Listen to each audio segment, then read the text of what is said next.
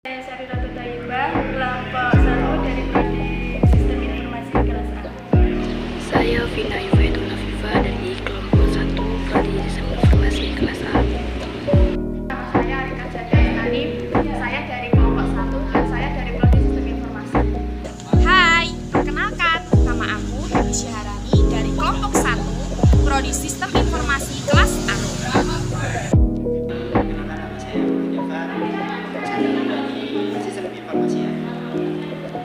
Aditya Nugraha dari kelompok 1 Prodi Sistem Informasi A. Jaya, kelompok 1 Prodi Sistem Informasi kelas A. Baik, saya akan menjelaskan tentang pengertian dari sistem informasi.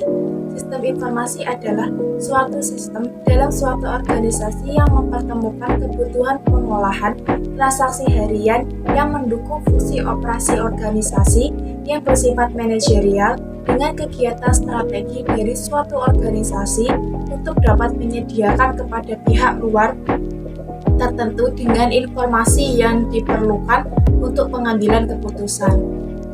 Pengertian sistem informasi menurut Henry Lucas, sistem informasi adalah suatu kegiatan dari prosedur yang diorganisasikan bila mana dieksekusi akan menyediakan informasi untuk mendukung pengambilan keputusan dan pengendalian di dalam. Pengertian teknologi informasi. Teknologi adalah pengembangan dan aplikasi dari alat, mesin, material, dan proses yang memudahkan manusia untuk menyelesaikan masalahnya. Sedangkan informasi adalah hasil pemrosesan, manipulasi, dan pengorganisasian atau penataan. Teknologi informasi adalah studi atau peralatan elektronika, terutama komputer, untuk menyimpan, menganalisa, dan mendistribusikan informasi apa saja, termasuk kata-kata, bilangan, gambar. Sejarah dan perkembangan sistem teknologi informasi. Teknologi informasi lahir beriringan dengan kelahiran peradaban manusia. Manusia cenderung untuk beradaptasi dengan cepat terhadap perkembangan teknologi agar dapat berkomunikasi dengan lebih cepat dan lebih baik. Dari beberapa literatur, sejarah perkembangan teknologi informasi dapat dibagi ke dalam 4 era, yaitu era pramekanis, era mekanis, era elektromekanis, dan era elektronik. Perkembangan teknologi dan informasi dibagi menjadi 4 era. Yang pertama yaitu era pramekanis pada tahun 3000 sebelum Masehi sampai 1406 Masehi.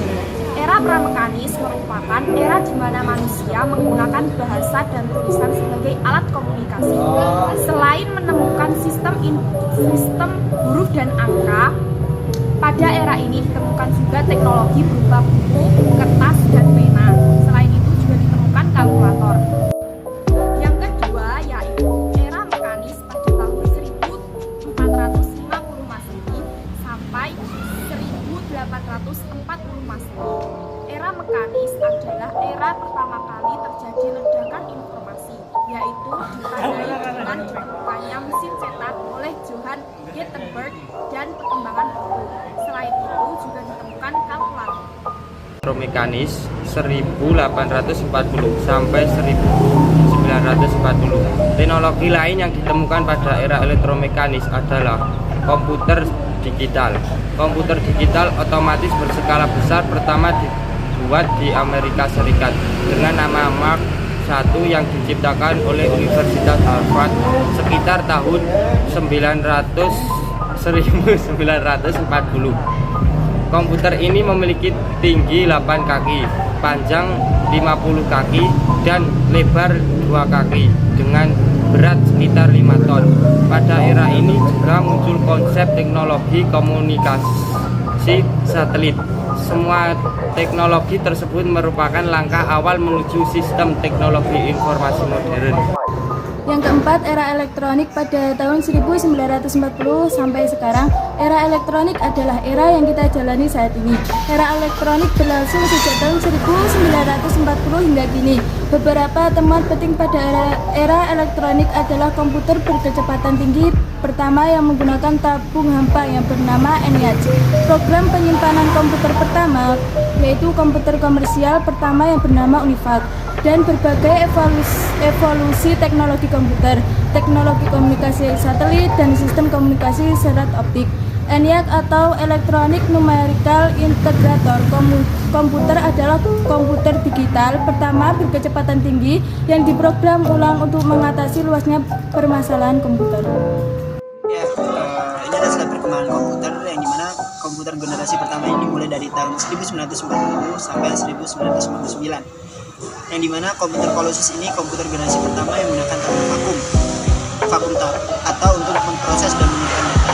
Nah, yang selanjutnya ada komputer generasi kedua yang dimulai dari tahun 1959 sampai 1965 yang dinamakan komputer LARC atau komputer labs, yang komputer ini yang dikembangkan untuk laboratorium energi atom, dapat menangani sejumlah besar data, sebuah kemampuan yang sangat dibutuhkan untuk meneliti atom. Mesin tersebut sangat mahal dan cenderung terlalu kompleks untuk kebutuhan komputasi bisnis sehingga membatasi kepopulerannya. Yang ketiga ada komputer generasi ketiga, yakni dari tahun 1965 sampai 1970, yang dimana para ilmuwan kemudian berhasil memasukkan lebih banyak komponen-komponen ke dalam suatu chip tunggal yang disebut semikonduktor.